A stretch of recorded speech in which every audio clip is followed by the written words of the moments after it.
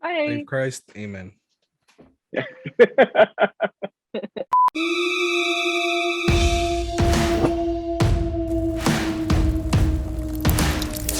Welcome everyone to Lunchbox TV's Creepin' It Real. Today we will be talking about Mike Flanagan's Midnight Mass, only on Netflix. But before we start, let me introduce myself and the panel. My name is Alex, and I am joined by Lou Hello. and Michelle. Hello. I don't know why I'm so sing-songy. Maybe it's Michelle. the gospel in The me because hymns, there's so you much. know? The hymns. Yeah, I have to sing a little. But yeah, this was a unique one because prior to Midnight Mass, Mike Flanagan did two ghost tale, like haunted house stories that were they were pretty dissimilar, but very similar at the same time because it was just haunted house stories. Yeah. And this one was quite different. So let's get some initial thoughts. What did you guys think of this one? I will start. Because I'm very familiar with Mike Flanagan and the haunting series, Bly Manor, Hill House. Both of them are some of my absolute favorite things ever. I really, really, really have like such a love for both of those shows. I went into this one with really, really high expectations and expecting a ghost story. That is what I was expecting. And the first episode still had me thinking I was going to get a ghost story because we're not spoiling it, but there's a moment that I'm like, oh, that's a moment that has happened in all the other ones. That leads me to believe this is a ghost story. And then when it played out not like that, I was so pleasantly surprised and shocked. I freaking adore this show. It is up there with The Hauntings for me. It's so different, but yet so similar. I think Mike Flanagan, at least in his shows, nails this like scary thing, but it's also like this commentary about something else. So like the previous ones have been about family and like, you know, Bly Manor's a love story. And this one is really about like religion, grief, addiction, like a lot of different things. And in this horror story that just freaking is bomb. I love it. I love it so much. And I'm going to point out, like, I don't know for the viewers, I'm not religious at all, but the show still really worked for me, even though I don't necessarily understand every religious moment. I know enough to understand generally what's happening as far as that goes.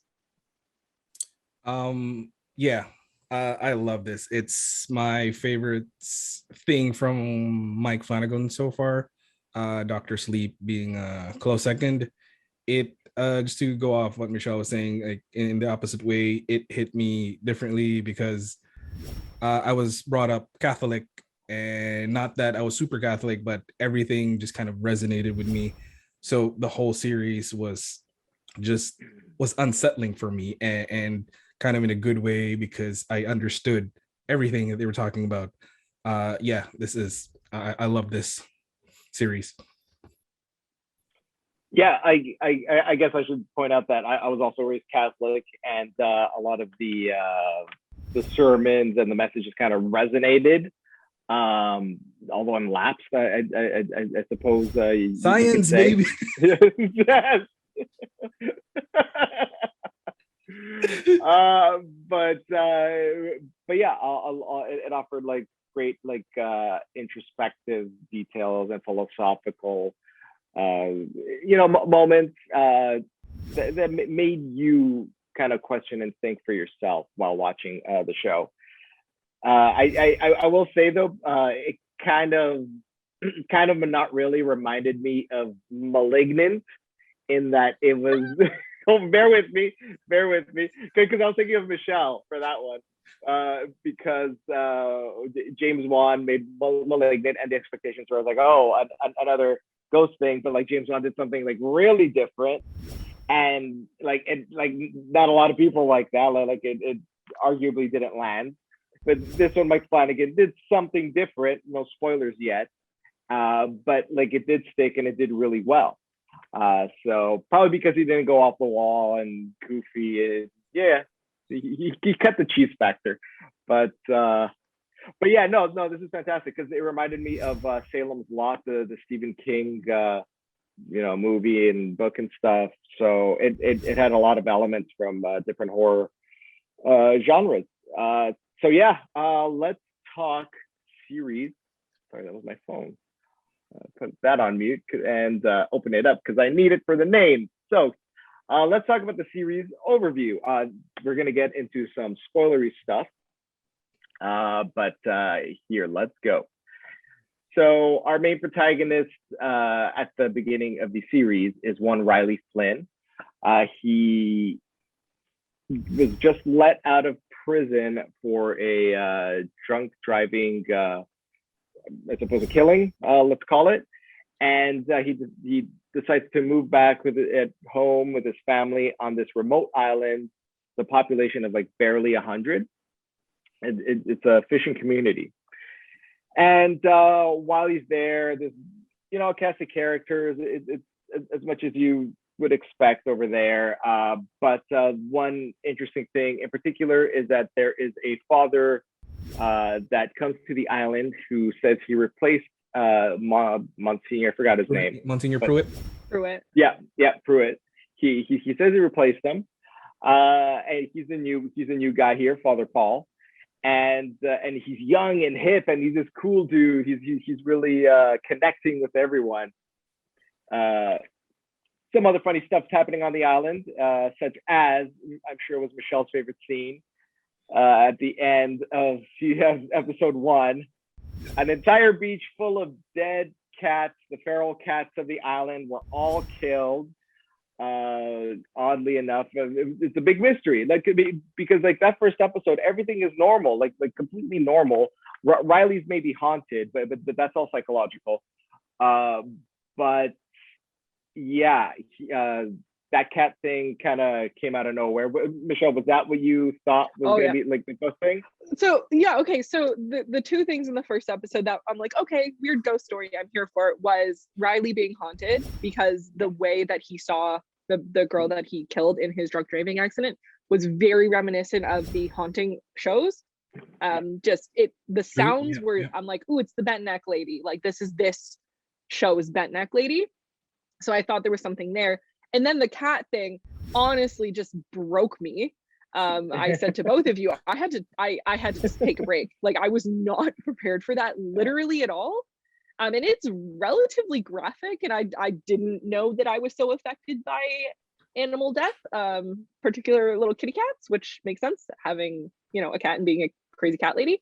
But I wasn't prepared for that, so that just hurt me. So I had to take a break, and then I literally had to search. There's a website for those who are triggered by certain things, called doesthedogdie.com, where you can actually look for the things that you can't handle, and it'll tell you if it's in that movie. So I did a little quick Googling in there to make sure that there wasn't any more animal murder, because I was so traumatized, and it was fine after that. And after that, it was great. But yeah, those two things made me believe, okay, it's a weird ghost story, or witches, because cats. That was where my brain went. So I was wrong, but it was interesting. That's hilarious. Oh, it was okay. Only humans died horrifically, brutally, just absolutely devoured by a monster. Yeah, it's all good. Yeah, no, nobody killed the mice. But there was a dog that died in the second episode. Oh, poor dog. Yeah, that was. But the cat, you see the dog happening. Do you know what I mean? The cat is just bam, it's there. There's no warning. You can't blink. I was not, you know what I mean? Because if a dog's dying, and in this scene it dies quite slowly, so I'm kind of doing one of these okay, is it over yet? But with the cats, it's just bam, cut to a cat on a beach, and zoomed into its deadness. Michelle, I'm gonna gatekeep. Hand in your horror movie card. Hand it in. Hand it in. Never. No, I'm joking. Never. I know, right? I'm I can see a man get chopped in half, but tell me there's a dead cat and I can't deal. That's where I'm at. Yeah, I know. Yeah. So on with the story. Funnily enough, miracles start to occur. A paraplegic girl. Is she paraplegic? She can't walk. She's in a wheelchair. She got shot in the spine. Waist down, kind of. Yeah. Waist down pelagic. She. I don't know. I'm done, guys. She begins to walk, and seemingly a miracle performed by Father Paul, which is strange. There's an elderly woman suffering from Alzheimer's on the island, who, after every visit from Father Paul, her memory starts getting better and better. So, what's happening? And I guess I can skip ahead to reveal what's happening on this island. And Father Paul, who's young, was actually Monsignor Pruitt, the old priest that was previously on the island. And he went to Jerusalem, the Holy Land, for a mission, and he got lost during some sandstorm. Yeah. That was kind of weird. He ended up in a cave where a quote unquote angel of God. Well, what did that angel do? He sucked the blood out of his neck. He slit his wrist and let the father, drink from his cup. So I suppose, in a way, and it brings up one of these themes of like religious interpretation and how some people get things wrong, and they're they try to fit their their square peg into a round hole. I got that one right. So right, Father Paul is on the island, and he actually brought the angel with him because, like, little by little, the angel. But by the way, this angel gets burnt up in the sun. Can't handle the sun. So it's clearly a vampire story at this point. And the Father Paul is filling up the chalice with the angel's blood, and giving it during communion to the patrons of every single mass. So they're drinking it up. They're becoming renewed. They're returning to their prime. Unfortunately, a pregnant lady by the name of Erin, her baby disappeared. Just go and okay, sure.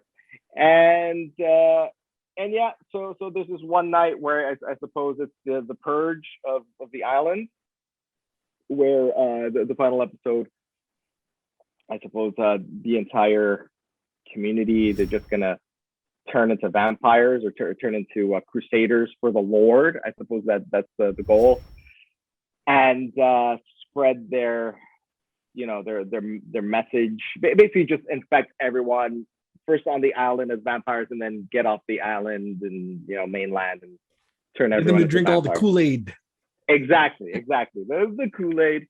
So it doesn't work out. A lot of deaths, actually all deaths, minus for two characters, the pelagic lady Lisa, and the young lad, I think his name is Warren. And the altar boy, right? He was an altar boy. The altar boy, yeah. Riley's younger brother. Yeah. So everyone else succumbed to the same fate of either just flat out getting killed on the island or burning into a crisp in the sun. Okay, so that was the show. Oh, the vampire, while he was the vampire, the angel, while sucking on Erin's neck, Erin was stabbing the wings so that to make flying impossible. But they didn't show the vampire's death. It just sort of flew away all slowly to the mainland. But the Warren did say that he's not going to make it. I don't think he's going to make it. But they never showed the vampire died. So sequel? Possibility of a sequel. Possibility, yeah. He did leave it wide open for one. Okay, let's move on to the cast, because the acting I found was brilliant throughout the show. One in particular, but I won't say who yet. But what did you guys think of the cast? Who's your favorite? Least favorite? I have a very clear favorite, because he's my favorite in everything he does. It's Sheriff Hassan, played by Rahul Kohli. He was my favorite character in Bly Manor. He played Owen the chef, and he was so good. He's so good in this role as the sheriff, and I feel so bad for his character because he's the only Muslim person on the island, and they give him a pretty shitty time about it, and they're really just so, Bev in particular, is super rude to him. But I loved his story. I loved his character. The final moments between him and his son had me in tears. Like that, like I was crying. Like I was legitimately crying over his death. I was rooting for him out of all the characters. I don't know what it is. I loved him so much. He's such a good guy. The way he interacted with Joe, like the alcoholic, the one who shot Lisa and like paralyzed her, like their interactions were so good. He was just like this, I don't like, there's something in the messaging that like one of the nicest characters in this particular show was Muslim. Like that meant a lot. I don't know, it like resonated really well with me. So I adore him. I adored him in this role. So yeah, that's my answer. For me, actually, not to sound, trying to have a favorite, but they actually all did pretty well. They acted their roles to a T. In particular, because of her kind of like how she made me feel, just is Samantha Sloyan, who played Bev. She was really good in how she just kind of, I hated her so much, and she's one of the worst villains I've ever seen, because I know people like that. They exist. they mess with you mentally to make you think that their side is the right side. So I also love that Flanagan uses a lot of the same actors. I appreciate that, because once you get rolling and you get familiar, or you get more famous, you still use the same people. It's kind of like not only as friends, but as like, thank you because you helped me out with whatever I did before. Everyone's acting here was kind of on point for me. Everyone was outstanding. For me, I did have a clear favorite, and that was Hamish Linklater, who played Father Paul. Like he was the linchpin of the series. Like everything hinged on him. All the important character interactions involved him. It was like the nucleus of this compelling mystery, and he did an incredible job. And he evoked the persona that I remember of, like a priest, of being very soft-spoken and reserved and honest. I suppose that's the difference with this character. He's more honest than trying to like his interactions with Riley. Instead of trying to fill his head in AA meetings with like gospel, he would just perspective, and that's like I suppose it comes down to like great writing for that character as well. So bravo. Let's talk scares. Talk oogie boogies. The show had what gore. It did have some jump scares. It had stuff. But yeah, that was like the extent of it, and a big ghoulish creature that was pretty freaky. So can I start with my favorite scare? Absolutely. Because literally I jumped. I'm like, oh, and there was no noise. But when Riley walked into the room where the angel was filling up the cup, and the angel just turns and just flies towards the screen. It's like one of those internet videos that meant to shock you, but without the noise. It was just, and that was it. That one, it freaked me out. Yeah, great cliffhanger. I thought of you in that moment because you always mentioned because of the noise, because of the lack of noise. Yeah, because of the lack of noise. I'm like, I bet you Alex really likes it. I did. No loud noises. My pristine ears were fine. Yeah. Oh. I mean, for me, I like, there's jump scares, there's gore. I think the scariness that worked for me the most was like the psychological horror of it. So to me, the scariest thing was just how on board everybody was for what was going down. So particularly the final like church scene where everyone's just like, oh, I'm gonna die and then be reborn. Sick, I'm on board. That, like, horrifying. That was terrifying to me, because like that's a thing. Like, you know what I mean? I've read like articles, I've heard about cults and such. So it's like literally drinking the Kool-Aid. But seeing it kind of happen and seeing how everyone was kind of under the spell of this happening, And I get how that could like obviously vampires, whatever. I get how this could happen in real life, and that to me is like that was so scary. And then the moment in there that just like scared me and upset me the most, yeah, with my boy sheriff's son Ali, like that hurt. That was really like I felt so pained for him. And but I also like understood why his son would do it, because if everyone's like, it's this peer pressure moment, everyone goes to church, everyone's doing it, like why wouldn't I? And then seeing like the results of that, that was terrifying. Like that actually was like, oh my god, I was sweating. That whole sequence had me sweating. Yeah. To be kind of honest, I wasn't really scared of the scares per se in this series. The jump scares were really creative actually, because you know how Alex doesn't like, because it gets you right away because you're like, oh shit, that just happened. But to me the scariest thing here was just like people believing in Bev, and I'm like, god damn it, Bev, just stop.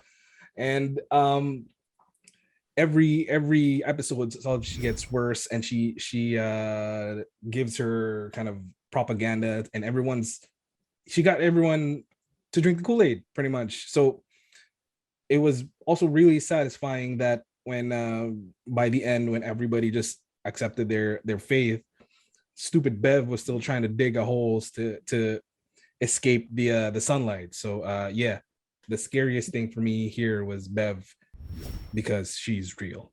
There's a Bev somewhere that's gonna try and make you drink the Kool-Aid. Don't drink the Kool-Aid. But yeah, it's a sign of like good horror if like the scares like they come with you after you like you turn off the TV and it's still with you. That's the mark of a like a good show, good horror, I would say.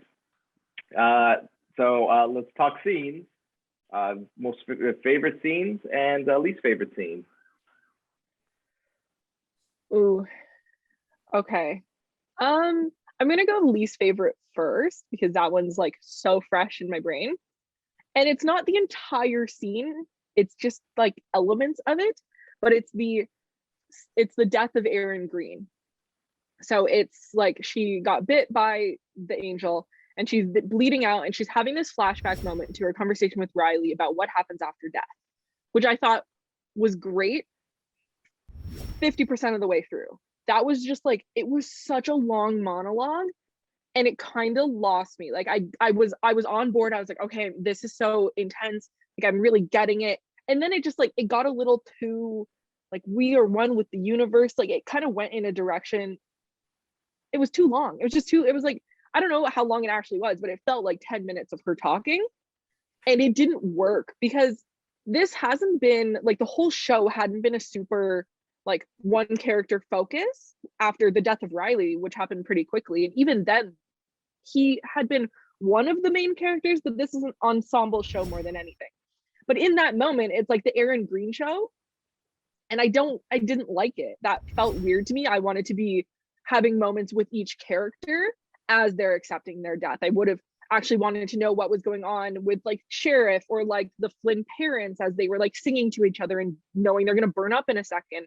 I would have liked actually like almost like everyone to be confronting their death together and like cutting between all the characters or something else, just not like 20 minutes of Erin having a monologue about how she is dreams and dreams are life and life is a wish, and then it goes on and on and on and on in eternity, which is literally the line. Like what? I don't know. I didn't get it. So that was my least favorite part. Like just cut that scene in half and it would have been great. I'll let someone else say something. I need to think about my favorite now. You know what? I'm actually gonna skip my least favorite scene because I had none. I was very invested in watching this, and I can proudly say that throughout the 7 episodes of this mini series that I did not look at my phone once.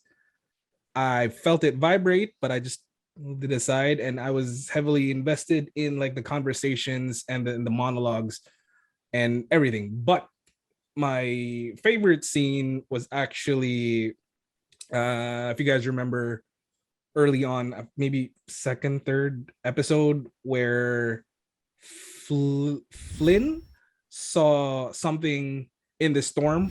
So I think it was the first episode, right? Yeah, first or second episode. I think Yeah, it was, which first eventually was episode before the yeah, cat. it was the first episode, and that just, I don't know, I guess the imagery of it was just really cool for me. Then he was just like, all right, something's there, I'm gonna go chase it, like literally chasing ghosts.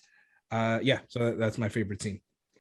So I did not have a least favorite scene when we started, but since Michelle brings it up, and this was one of the problems I had with the series, so I might as well. Some of the monologues and soliloquies, let's say, they run a little long, or they just flat out seem out of place. Like besides the one Michelle mentioned at the very end of the series, there's another one where Sharif, it's a great story and like amazingly told, but like there was literally an emergency happening where he was, I believe, talking to, I will find the cast name, the island's doctor. He was talking to the island's doctor about Sarah. like what's happening at the church, or like what's going on, and then he just talks about like the troubles being a Muslim, and like coming to this island, why he's there, and like it's a great story, probably better suited for another scene, but I understand that like later on in the series you need to empathize with them, but it still felt like, why are you talking so much right now? You're the sheriff, so, and there are a few other moments like there's a lot of that from Father Paul, but because he's supposed to be on his soapbox and stuff, it's acceptable, it's understandable. But yeah, I can't pick out a least favorite. Sort of same with my favorite scene. I can't really think of any, but I will just mention one that made me laugh uncontrollably. When the angel is like sucking blood, I forgot from who, and like they just start shooting at him, and it's like, ugh, ugh. Oh yeah. Yeah, when Lisa and Warren find him in the dark, and then she's just like, let me pull out the gun. It's just like, I'm sucking blood. Yeah, get out of here. Yeah, it kind of puts it into his perspective how scary he is, but it was just really funny. Okay, I do have a favorite scene, actually. I'm very, very confident in my favorite scene. Now that I'm thinking about it, it's Riley's death. Because at this point in the show, I was not expecting it. I just remember watching it and being like, what?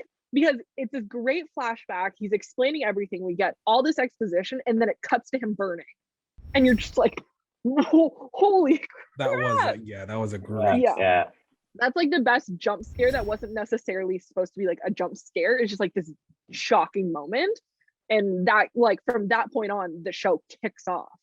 Because you don't know everything until he explains it all, like, because then he gives you all of the information of like, no, it's a vampire, and like this is what's gonna happen, everyone's gonna burn up, blah blah blah blah. And then from that point on, it's just like increase in tension, because that's when like everything starts to kick off truly. So I thought that scene was really good. Yeah, I expected like, him to Aaron's make it near the reaction. end. Yeah, well, they kind of set it up at like the first two or so, like, because they kill him, I think, midway through. They really do set it up like he's going to be like one of the main characters, and then he's just like dead. And they don't, like, they talk about it a little bit, because so many things happen immediately after, you don't really get to sit with that like, oh, he actually died moment, besides the moment of Aaron telling his mom like, no, Riley's dead, and the mom's like, get out of here, I don't believe you, you're mean. And that's crazy to me. But it was really, really good. So yeah, that's my favorite. With that said, let's move on to our final thoughts and score. And if you would so kindly as to rank it with the other Mike Flanagan offerings on Netflix, if you can, the Bly House and or Bly Manor and Haunting on Hill House and Midnight Mass. So go ahead. So out of 5, I give this a 4.5 out of 5. And in ranking it, I think Hill House is still my favorite. And I think this one is a very close second to being tied. Like, it's this one, and then Bly Manor's like right there, like right just a little bit beneath. Because I love all of them immensely. But Hill House I have rewatched many times, and I will continue to rewatch many, many times. Whereas I will rewatch this one, and I have rewatched Bly Manor, just not as much. I feel like upon rewatch, it's not going to be as fulfilling. Whereas Hill House has the hidden ghosts, and that will always give it this like fantastic rewatchability. Whereas this one won't have that. So yeah, number 2 out of 3. For me, this is his best. Personally, this one is what kind of hit me right in the feels. He had great use of like horror while using kind of having Christianity in atheism and Islam in the background. So yeah, for ranking, my score for this is a perfect 5, and this is number 1, number 2 being Hill House, and 3 would be Bly Manor. I will. Yeah, I'm gonna side with Lou on this one. I mean, like 4.5 or 5. It's basically the same thing, right? It's like either near perfect or perfect. But yeah, this is fantastic. Yeah, I'll give it a 5. And as far as ranking goes, it's just like maybe tied with Hell House or a little better because of the themes that it explores. And Bly Manor, I'd probably like bloop, bloop, bloop, bloop. I didn't really like it as much. It was good. It was solid. But yeah, I feel like the ranking of those, here's just my thought. Here's my theory on who and why people like the 3 differently. I think it's purely based, and this is whatever, purely based on how much you connect with like the theme itself, not necessarily the horror elements. So like myself, like I connect with the Hill House thing because family is like a huge like that. Anything family related, that's like my bread and butter. I go to it. Family's super important to me, so I super relate to it. I'm terrified of family related things, and I think maybe for the 2 of you, that's why the religion one's up there, because you have more personal connection to it. Absolutely. And then in last place for all of us is the love story. Oh shoot, which could be someone else's like top, because like finding romantic love and like that sort of thing is like their top tier thing. You know what I mean? I think that can affect how we connect, because I think tonally and like the way Mike Flanagan does these 3 shows is so similar, despite the themes being different. The approach and the feeling I had watching all 3 is identical, and I just think that's really interesting. It's just based on like the topic he tackles. Yeah, because I actually talked to one friend who has ranked Bly Manor as her top one, like far and with a giant lead. Yeah. What a weirdo. She doesn't watch this, right? Weirdo. No. Okay, I'm joking. I will say this for Hell House, like of the 3 Hell House, like by far, like in terms of directorial work, Mike Flanagan's best. Like there's so many Easter eggs, and like that one episode where it's just like the one continuous shot was brilliant. It's incredible. But yeah, Mike Flanagan, he does it again. All right. So yeah, that was Midnight Mass, and we loved it. If you have any opinions on it, if they differ or if they're the same, let us know. Follow us on our socials, leave a like, subscribe, do all the good stuff. We're close to 1,000, and we're going to give out a awesome prize. Just wait and see. Yeah, I am Alex, and I've been joined by Lou and Michelle, and we will see you on the next one. Bye-bye. Bye. Thank Christ. Amen. Yeah.